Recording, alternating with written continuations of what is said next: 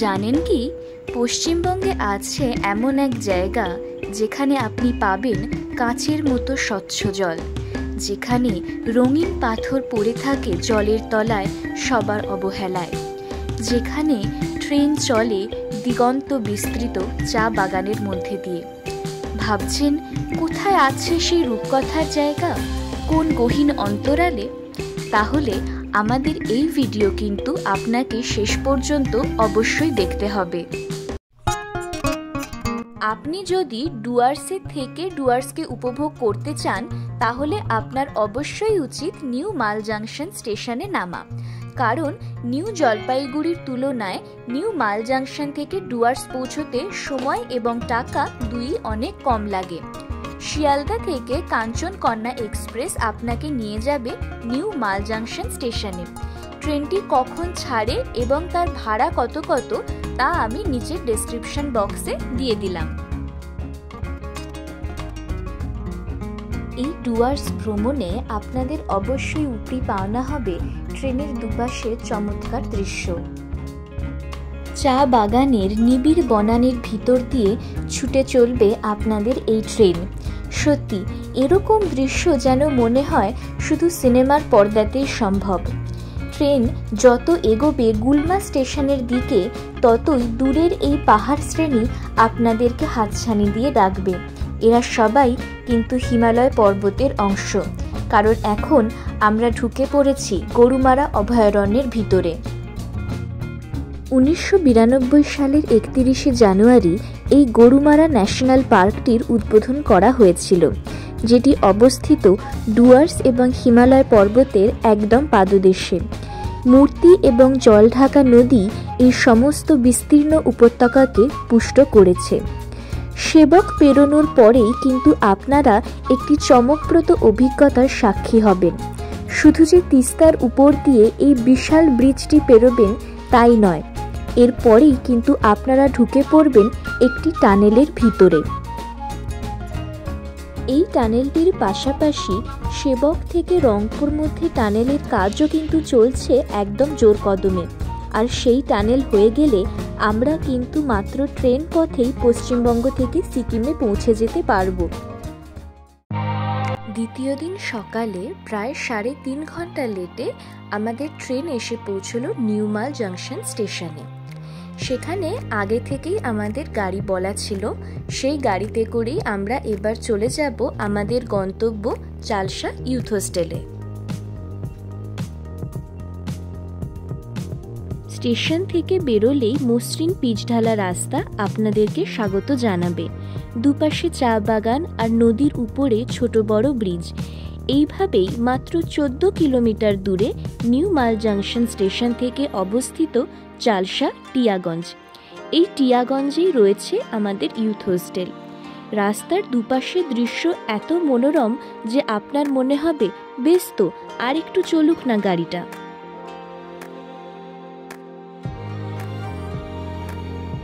Station থেকে মাত্র 15 minute দূরে আমাদের চালসা যুব আবাস বা চালসা ইউথ হোস্টেল।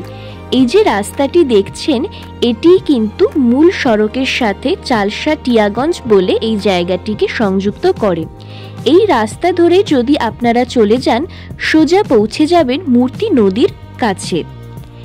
এই চালসা যুব আবাস বা ইউথ হোস্টেলে মাত্র 250 টাকা মাথাপিছু দিয়ে আমরা 4 বেডরুমের ঘর পেয়েছিলাম, তার সাথে অ্যাটাচ বাথও ছিল। ভাবছেন এত কম টাকায় না জানি কি খারাপ ঘরেই আমরা ছিলাম?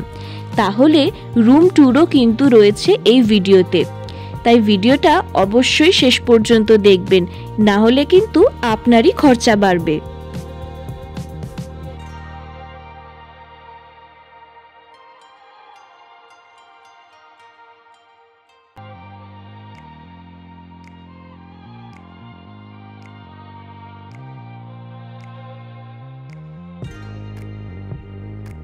দেখুন, হোটেলে ঢুকতেই কে চলে এসেছে আমাদের অভ্যর্থনা জানাতে। আসলে হোটেলটা তো ওনারই তৈরি। দুপুরের লাঞ্চটা আমরা বাইরে থেকেই সারলাম। তারপরে আমরা চলে এলাম এই মঙ্গলবাড়ি চা বাগানে। এই মঙ্গলবাড়ি চা বাগান চালসা ইউথ হোস্টেল থেকে কিন্তু 1.5 কিলোমিটার মতো। আপনারা চাইলে হেঁটে বা খুব সহজেই টোটো করেও এখানে আসতে পারেন। এখানে না আসলে কিন্তু মিস করবেন। এখানে কোনো টিকিট মূল্য নেই, তাই আপনারা মনের আনন্দে বিনা খরচায় এখানে ঘুরতে পারেন, যত খুশি ছবিও তুলতে পারেন। শুধু মনে রাখবেন চা গাছের কোনো ক্ষতি করবেন না। শ্রমিকেরা কিন্তু খুব কষ্ট করে এই গাছগুলির যত্ন আত্তি করে। চা বাগানের ভিতর দিয়ে এভাবে হেঁটে যাওয়ার অভিজ্ঞতা সত্যি এক কথায় অনবদ্য। আমরা দেখি পাহাড়ের ঢালে চা গাছ হয়ে আছে, সেখানে তো আর এভাবে হেঁটে ঢোকা যায় না। তাই এখানে এসে সত্যি কি যে আনন্দ হয়েছিল তা বলে বোঝাতে পারবো না।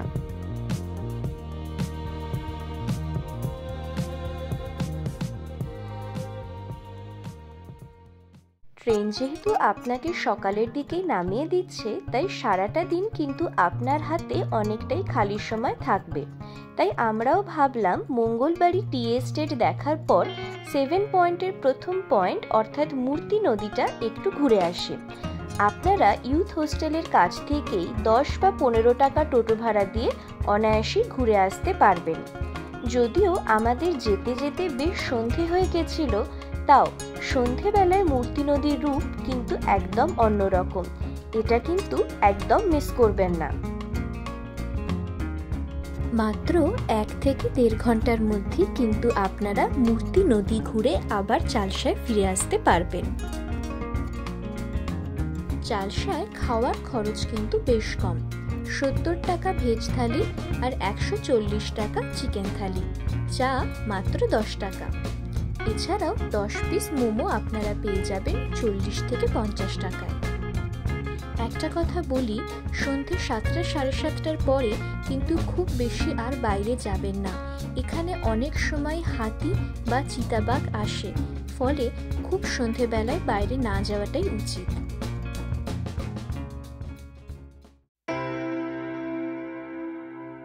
ডুয়ার্স ভ্রমণের দ্বিতীয় দিনে আপনাদের সবাইকে স্বাগত জানাই। আকাশের মুখ কিন্তু সকাল থেকেই বেশ ভার। কিছুক্ষণ আগেও কয়েক পশলা বৃষ্টি হয়ে গেছে, তবে এখন আর বৃষ্টি হচ্ছে না, সেটাই রক্ষে। আমাদের গাড়িও এসে গেছে, এবারে আমাদের শুধু বেরিয়ে পড়ার পালা। ডুয়ার্স 7 পয়েন্ট ঘুরতে আপনার খরচ পড়বে 8 সিটার গাড়িতে 3 থেকে 3,500 টাকা মতো। আপনারা কিন্তু গাড়ি স্টেশন থেকে বা হোটেলের মাধ্যমেও বুক করে নিতে পারবেন খুব সহজেই।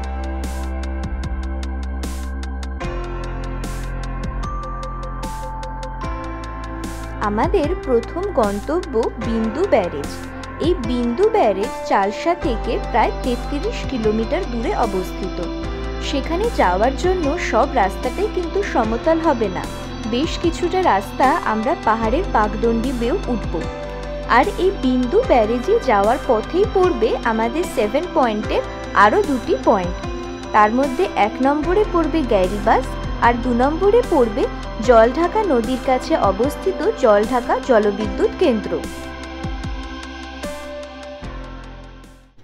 আমরা এখন ঢুকে পড়লাম চাপড়ামারি ওয়াইল্ড লাইফ স্যাংচুয়ারির ভিতরে। এই নামটি কিন্তু স্থানীয় শব্দ। চাপড়া কথাটির অর্থ ছোট মাছ, আর মারি কথার অর্থ প্রচুর, অর্থাৎ এখানকার নদীতে প্রচুর ছোট ছোট মাছ পাওয়া যায়। এই ওয়াইল্ড লাইফ স্যাংচুয়ারিটির ভিতরে জলঢাকা, তিস্তা, নেওড়া এবং মূর্তি নদী বিভিন্ন জায়গা দিয়ে বয়ে চলেছে।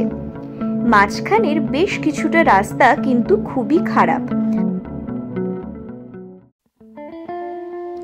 আমরা চলে এসেছি আমাদের 7 পয়েন্টের ফার্স্ট পয়েন্ট গ্যারিবাসে। রডোডেন্ড্রন এবং ওক গাছের ছায়ায় অবস্থিত প্রায় 2500 মিটার উচ্চতার এই জায়গাটি কিন্তু এখনো খুবই অখ্যাত। এখান থেকে নিচে দেখা যায় তিস্তা এবং তার দুপাশে ছড়িয়ে থাকা সবুজ পান্নার মতো ভ্যালিগুলিকে, আর দূরে দেখা যায় নীলচে পাহাড়ের রাশিকে। এই জায়গাটি যে কি সুন্দর এবং কি অসীম শান্তি আপনি এখানে অনুভব করবেন, তা না এলে আপনি বুঝতেই পারবেন না।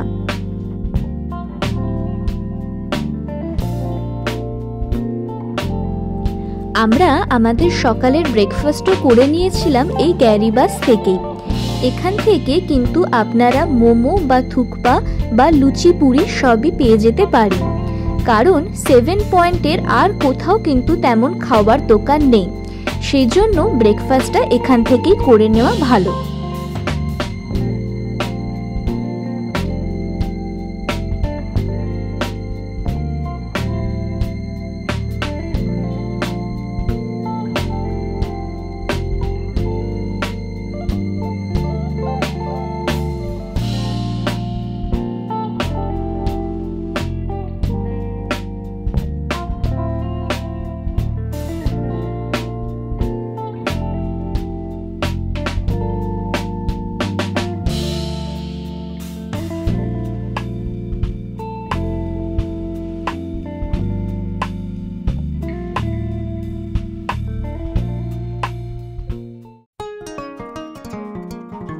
আকাশের মুখ কিন্তু বেশ গোমড়া, মাঝে মধ্যেই টিপটিপ করে বৃষ্টি হয়ে যাচ্ছে। তার মাঝখানেই আমাদের গাড়ি এসে দাঁড়ালো জলঢাকা নদীর পাশে, যাকে ঘিরে গড়ে উঠেছে জলঢাকা জলবিদ্যুৎ কেন্দ্র, আমাদের 7 পয়েন্টসের সেকেন্ড পয়েন্ট।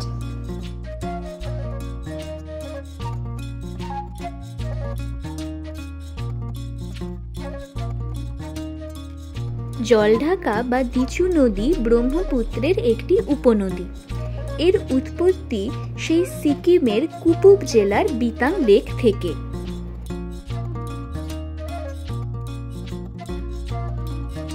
বাংলাদেশে এই নদীটি পরিচিত ধরলা নদী নামে। যদিও এই নদীটি বাংলাদেশ এবং ভুটানে প্রবেশ করেছে, এর বেশিরভাগটাই কিন্তু অবস্থিত আমাদের পশ্চিমবঙ্গে।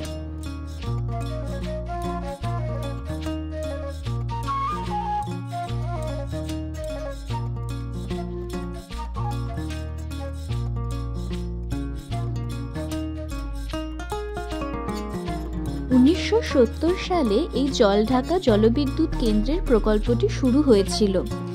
বিশাল এলাকা নিয়ে অবস্থিত এই জলবিদ্যুৎ কেন্দ্রটি প্রায় 120 মেগাওয়াট বিদ্যুৎ উৎপাদন করতে পারে। এটি কিন্তু ভারত এবং ভুটান সরকারের যৌথ প্রচেষ্টায় তৈরি হয়েছিল।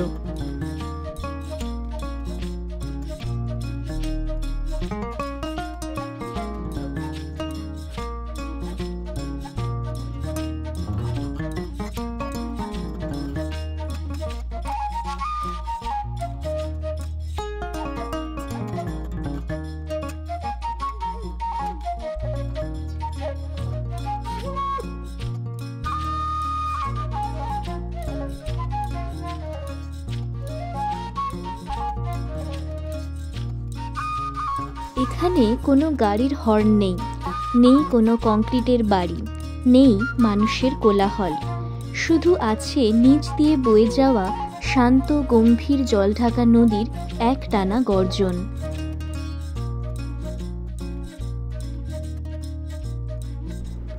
এখানে কিন্তু রাজ্য সরকার পরিচালিত একটি রেস্টুরেন্টও আছে, কিন্তু দুর্ভাগ্যবশত আমরা যেদিন যাই সেদিন ওটি বন্ধ ছিল। আর এখানকার একটি বিশেষ পয়েন্ট হলো টাইটানিক পয়েন্ট। কেন এর নাম টাইটানিক পয়েন্ট আমরা জানতে পারিনি। যদি আপনারা গিয়ে জানতে পারেন কেন এর নাম এরকম হলো, অবশ্যই আমাকে জানাবেন নিচের কমেন্ট বক্সে কমেন্ট করে। তবে রেস্টুরেন্ট খোলা থাকুক আর না থাকুক, জায়গাটা কিন্তু সত্যি এক কথায় অসাধারণ। ছোট বড় পাথর ফেলা একটা পায়ে চলা পথ কিন্তু আছে, যার মাধ্যমে আপনারা একদম জলঢাকা নদীর কাছে চলে যেতে পারবেন। কিন্তু আমরা যেদিন গেছিলাম সেদিন বেশ বৃষ্টি হচ্ছিল, ফলে রাস্তাটাও বেশ পিছল হয়ে গেছিল, তাই খুব বেশি লোক কিন্তু সেদিন নামেনি আর নদীর পাশে। আমরা চলে এসেছি আমাদের 7 পয়েন্ট সাইট সিইং এর থার্ড পয়েন্টে, অর্থাৎ কিনা বিন্দু ব্যারেজে। এই বিন্দু ব্যারেজটি তৈরি হয়েছে জলঢাকা নদীর উপরে, যার এক পাশে ইন্ডিয়া এবং আরেক পাশে ভুটান।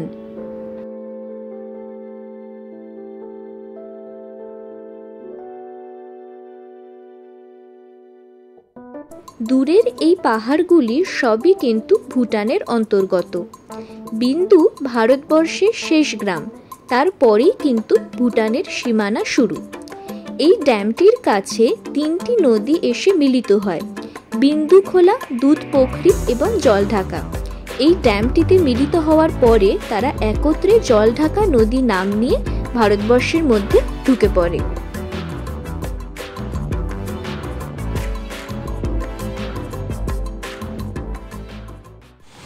আমরা যখন বিন্দু ব্যারেজের কাছে পৌঁছই তখন কিন্তু বেশ বৃষ্টি শুরু হয়ে গেছিল। সত্যি বলতে কি, আমাদের একটুও আফসোস হয়নি তার জন্যে। পাহাড়ি বৃষ্টির ভিতরে দাঁড়িয়ে এই পাহাড়ি সৌন্দর্যকে উপভোগ করার মজাই আলাদা। বিন্দু কিন্তু একটি ছোট্ট পাহাড়ি জনপদ। এখানে বেশ কিছু সুভেনির শপ আছে, সেখানে আপনারা চাইলেই হাতে বানানো চকলেট বা চাবির রিং, চা পাতা এইসব সংগ্রহ করতে পারেন। মনে রাখবেন, 7 পয়েন্টে কিন্তু আর খুব একটা সুভেনির শপ আপনি পাবেন না, তাই কেনাকাটা এখানেই সারতে পারেন।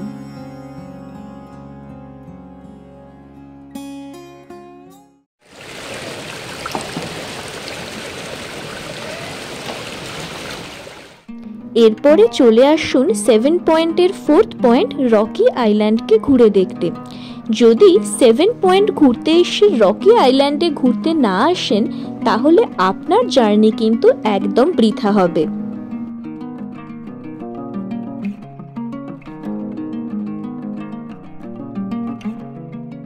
রাস্তায় যেখানে গাড়ি থামবে সেখান থেকে এই সিঁড়ি দিয়ে আপনাকে নিচে নেমে আসতে হবে। এই রকি আইল্যান্ডটি অবস্থিত কিন্তু মূর্তি নদীর উপরে। মূর্তি নদীর এখানে কিন্তু ট্রেকিং এবং রক ক্লাইম্বিং খুবই বিখ্যাত। আপনারা চাইলেই ছোট্ট ট্রেক করে ঘুরে আসতে পারেন শেরপাগাঁও, ভালুকপং, মোচুকি বা ঝান্তি দ্বারা। একদমই কিন্তু সহজ এই ট্রেকগুলো।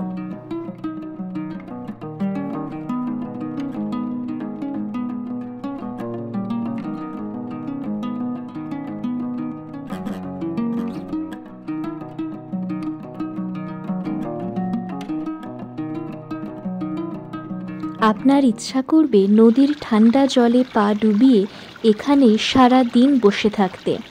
সত্যি জল কিন্তু এখানে আয়নার মতোই স্বচ্ছ।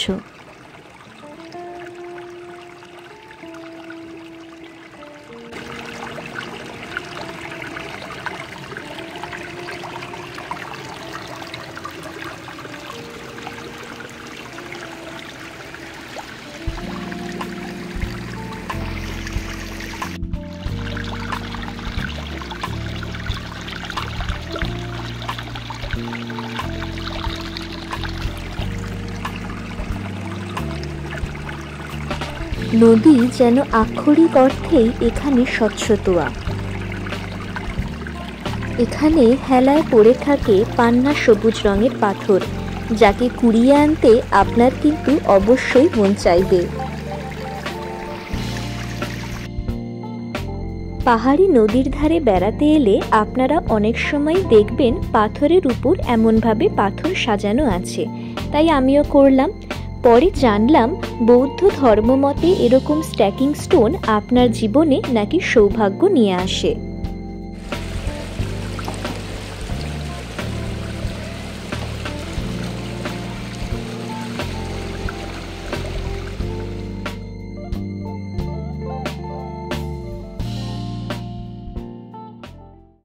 রকি আইল্যান্ড থেকে আসতে কিন্তু সত্যিই মন চাইছিল না আমাদের, কিন্তু প্রায় বিকেল হতে বসেছে, তাই একদম কাছেই ঘুরে নিন সামসিং টি এস্টেট। আমাদের ডুয়ার্স 7 পয়েন্টসের 5th পয়েন্ট।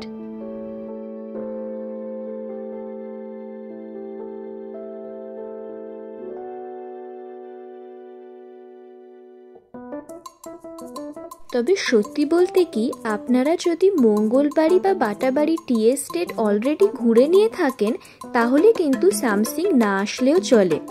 এই আই লাভ সামসিং লেখাটা ছাড়া আর কিন্তু সবই এখানে এক।